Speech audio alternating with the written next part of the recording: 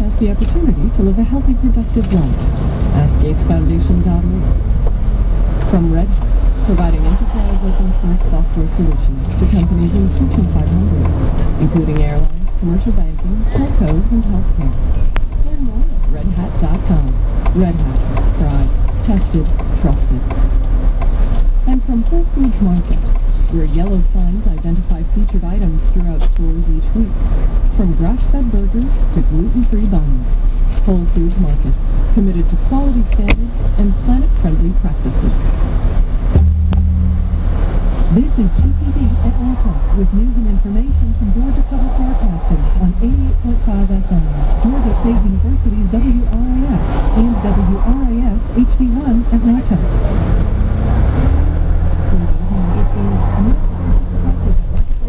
Next year on Georgia Public Broadcasting, 88.5 is a license to Georgia State University and 8 colleges and schools, including the Emory College Center.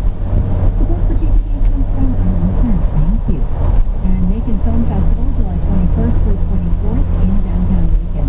4 days of screenings, workshops, after parties, and celebrity guests, including Pretty in Pink and Drew McCarthy.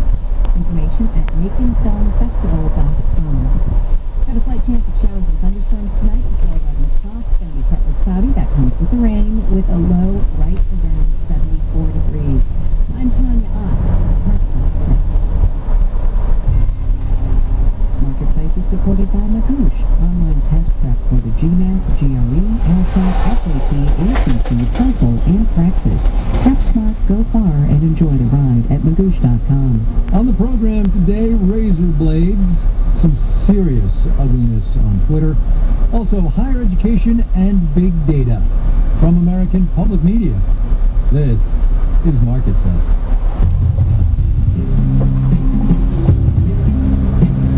Marketplace is supported by Distill Network.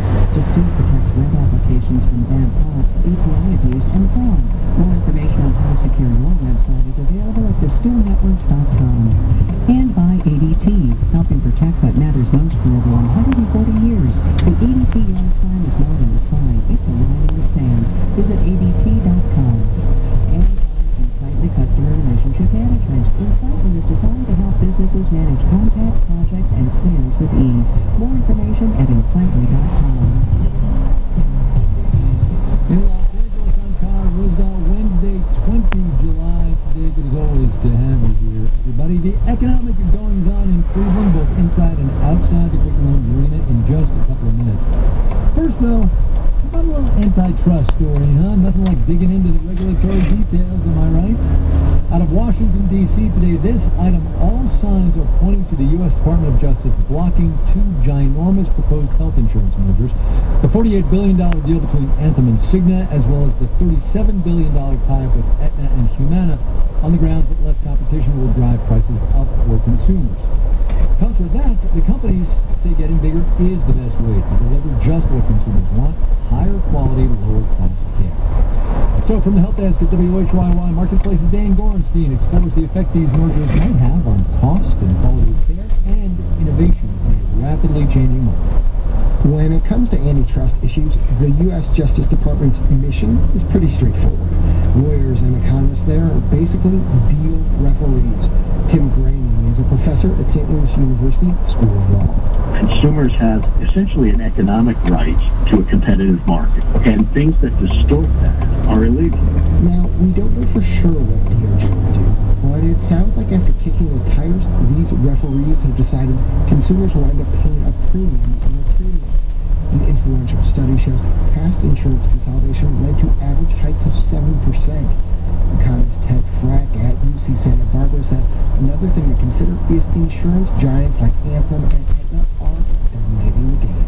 A lot of insurance markets already are pretty concentrated. This would make it worse in a lot of markets. A marketplace analysis of American Medical Association data found the top two insurers control 65% of the market in 27 states. Insurers have defended these deals, arguing scale will bring more innovation and customized plans. Aetna spokesperson Christine Rose said her company can vow to fight this out in court. Together we would have the team, the talent, and the technology to develop those solutions. Consolidation in the sector is likely to lead to stagnation, not innovation.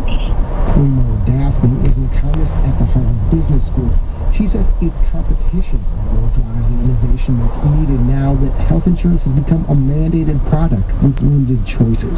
Try to design plans that are appealing to the tech-savvy crowd, plans that are appealing to young families, plans that suit the needs of empty nesters. Even if DOJ moves to stop these mergers in the coming days, this fight is just beginning. I'm Dan Gornstein for Marketplace. All right, do the math. If you sell razor blades by mail for $1 a piece and a big multinational company wants to buy you, what are you worth? Amazingly enough, something near $1 billion. That is what Unilever is said to have paid for the irreverent online marketing sensation Dollar Shave Club. The question now, though, is whether Unilever can lever this to take on big boys at Gillette. From Washington Marketplace's Scott Tom report. 4 years ago, it started with a bucket blade and a video. $1. Are the blades any good? No, our blades are great. 22 million views later, shaving is fun. No more trudging to the drugstore to pay $5 a blade, with analyst Matthew Barry at Euromonitor. No, Dollar Shave's that doesn't have to be like that. You can have it shipped to you, you can pay a lot less. You know, it's not so much that it was just cheaper, it was just so much easier. It's disrupting a business where Gillette and Schick once enjoyed 40% margins. Shave Seat is the subscription. Every month, with your blades, you can order shaving cream, hair products, and, no kidding, baby wipes for men. Fortunately, there's a better way to rescue a messy bottom. It has one like Charlie. Jonah Berger at the Wharton School at Penn is the author of Contagious: Why Things Catch On. Whether it's actual loyalty or just behavioral loyalty, rather than going to the store and who's ever on sale, you end up picking up that product. By going directly to the consumer with a subscription model, they're locked in. So Unilever bought, perhaps most of all, to push into the e-commerce subscription space. Unilever makes Axe deodorant and a lot of grooming products to ship with razors. Robert Aitken is with Bloomberg Intelligence. The idea is that they use the know-how that the Dollar Shave Club has built up over the last 4 years to really understand how the market works and probably to replicate this model. For now, it's just a promising model. For all the hype, Dollar Shave Club is still waiting to turn a profit. I'm Scott Tong for Marketplace. Another day, another record. We'll have the details when we do the numbers.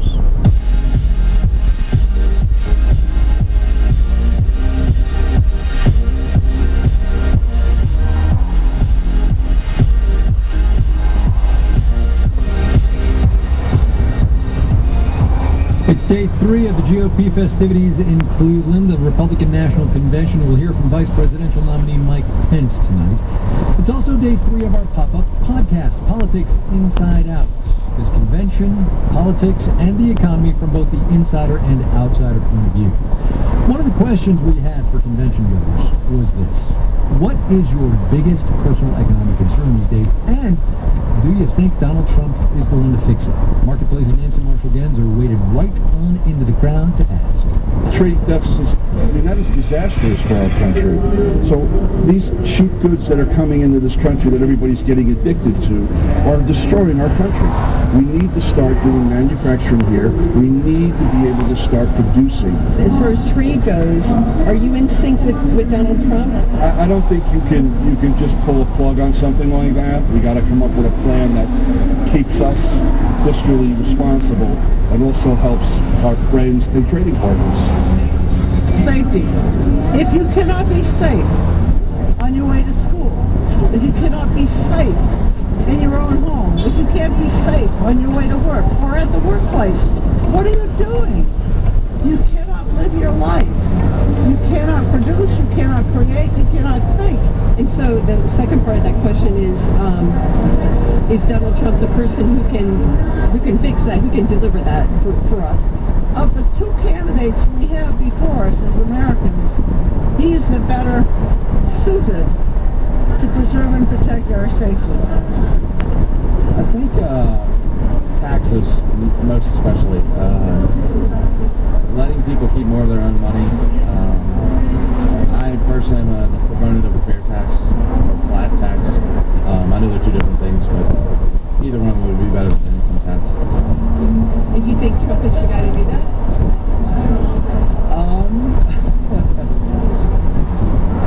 We'll see. That was Mark Bossy of Long Island, New York. Jean Kangas, she's a delegate from Massachusetts. Also, both staples of Baton Rouge, Louisiana. Also, give a listen to our podcast, Politics Inside Out. You can subscribe wherever you choose to subscribe to your podcast.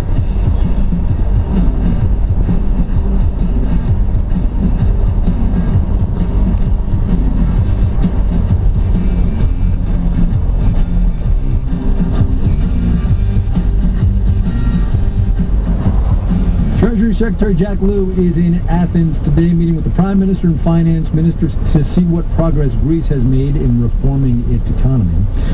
A year ago, as we told you when we did the broadcast from Athens last summer, international creditors were demanding changes. Higher taxes, less public spending, in exchange for a bailout, Greece's third bailout in point of fact.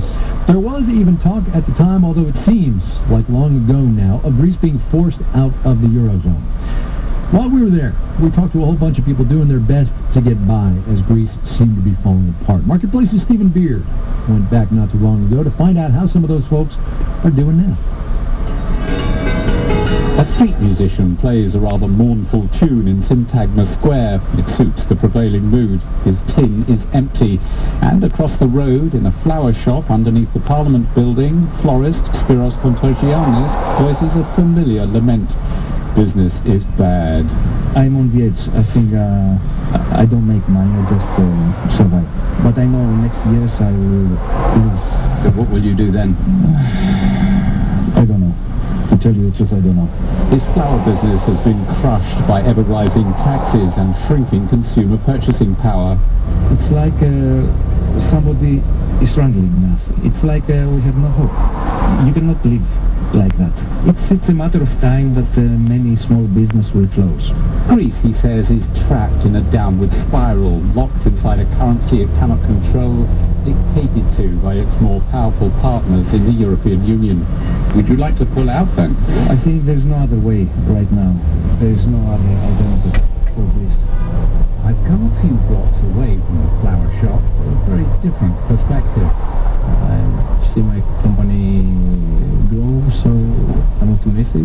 Fanis Katouvalis launched this software company in the teeth of the financial crisis.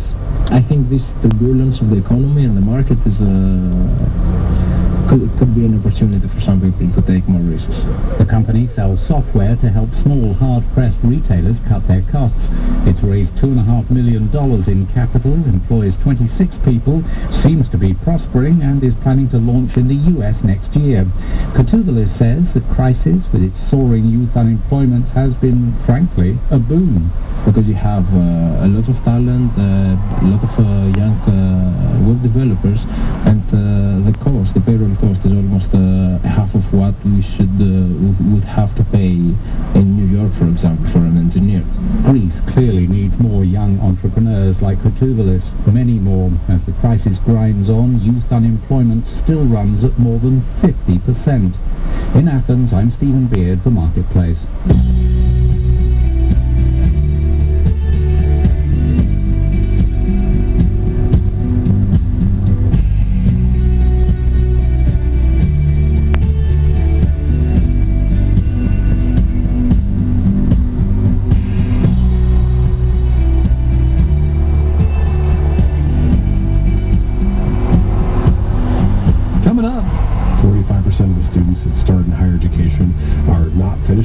Yeah, that's a problem. First, though, let's do the numbers. The Dow Industrial is up 36 points today at 10%, 18,595. The Nasdaq pocketed 53 points, about 1%, 5,089. The S&P 500 captured 9 points, 4%, increasing to 2173. The earnings news that marches on. Microsoft shares clipped up more than 5% today, and that after yesterday's strong earnings report. The tech giant not only lifted the Dow, but up other tech shares as well. Cisco at 2.25%. Barbie appears to be making a comeback. Her new assortment of body shapes called for the entity helped lift sales 23% last quarter. Mattel shares thus up 1.4%. Outside the earnings bubble, Walt Disney offloaded 1.25% after shares were downgraded. 21st Century Fox, which has been grappling with the Roger Ailes scandal, took a hit of close to 3%. You're listening to Marketplace. Marketplace is supported by Emory Data Solutions, whose board management services are designed to help governing bodies operate more effectively by eliminating paper, reducing time of staff, and streamlining board processes. BoardDocs.com. And by the Society for Human Resource Management. HR professionals rely on SHRM's competency-based certifications to help drive business success. Great HR makes great organizations. Learn more at shrmcertification.org. And by Wonder Capital, offering individuals the ability to invest in solar projects across the United States. You can help fight global climate change while diversifying your portfolio. More information at wondercapital.com.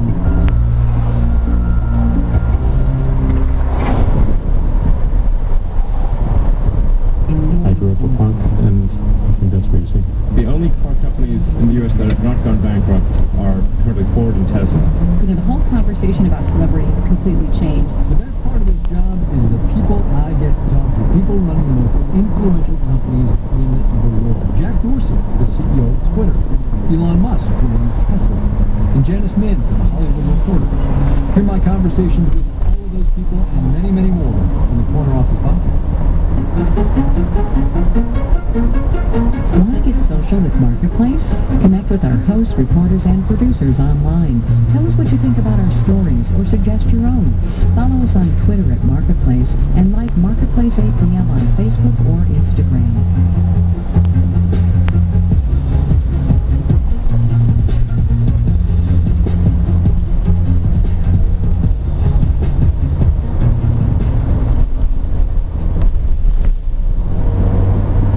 This is Marketplace on time.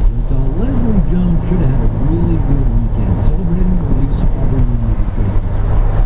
Instead, she spent it dealing with some really, really horrible abuse on Twitter and wound up on Monday night quitting the social media company. Twitter responded to the abuse in part by banning a guy by the name of Milo Yiannopoulos. He's an editor at the conservative news site Breitbart. They banned him for leading the attacks on Jones.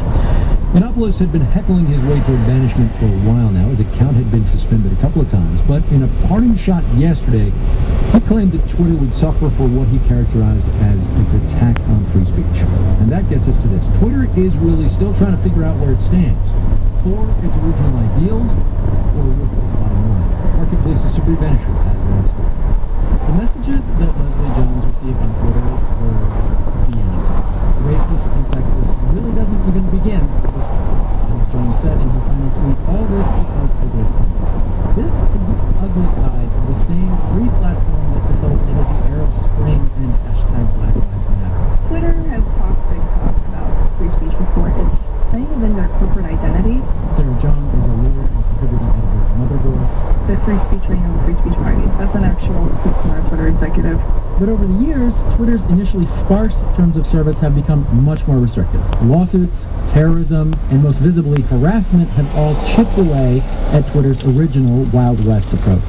They're trying to reconcile their free speech roots with the interest of keeping their platform usable.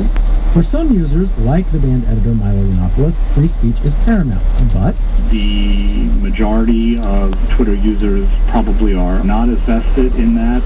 Ross Rubin directs the story analysis at Annie. In the case of Leslie Jones, Twitter made a high-profile example of enforcing its policies, and in the statement said it hadn't done enough in the past. Its enforcement of what's allowed certainly hasn't been as rigorous as that of other platforms like Instagram or Facebook. Michael Pachter is a research analyst at Wedbush Securities. He says Twitter needs to do more if it wants to increase its user base. And they're more likely to achieve that goal if Twitter is safe. If you go on the first time and you see people, slamming one another's race or sex or whatever, it's not comfortable. And, of course, in the end, Twitter is a business, not a government. The Constitution doesn't apply to them. They can censor whatever the hell they feel like censoring. In New York, I'm Sabrina Benisher.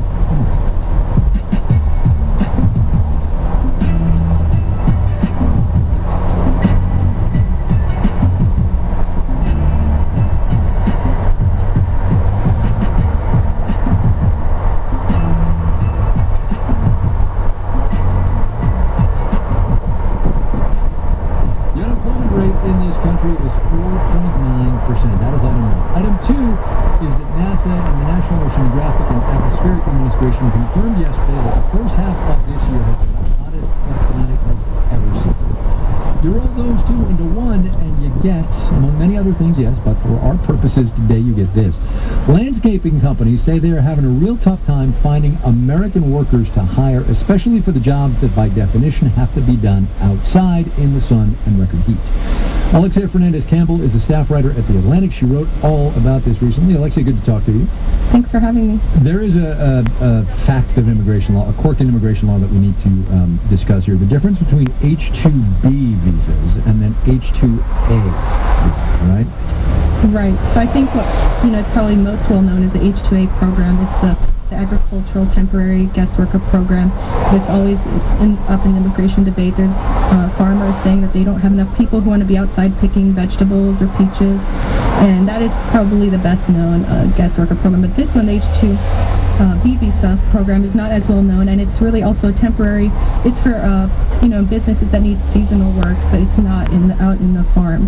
How hard is it for landscaping companies who want to do the right thing to actually act in accordance with immigration? Well, when I was speaking with one man who's in charge of recruiting for a huge landscaping company that maintains golf courses, I was completely shocked by the process. He explained it to me, and it involves 3 federal agencies, 1 state, thousands of dollars per request, and you have to let the state know which jobs you're requesting, and you have to advertise for them. And here's an interesting thing: you have to hire anyone who applies who seems like even remotely qualified for the job. And then after you advertise for 10 days, then you go back to the Labor Department and say, look, this is how many people I still need. And then so they approve that, and you have to go through U.S. Citizenship and Immigration Services and then get a visa for those workers. And then they have to go interview with the State Department and the consulates in their country and pass background checks. And, I mean, that's what it really takes if you want to play by the rules, I guess. Is there any part of this that is a wage issue? Landscaping, as you say in the article, is a $76 billion a year business, growing by plus or minus 3% a year. It would seem there's some headroom for better wages. Right. So, one of the things I was wondering, I was like, wouldn't it be easier to just pay people more and you maybe be able to find more Americans willing to work?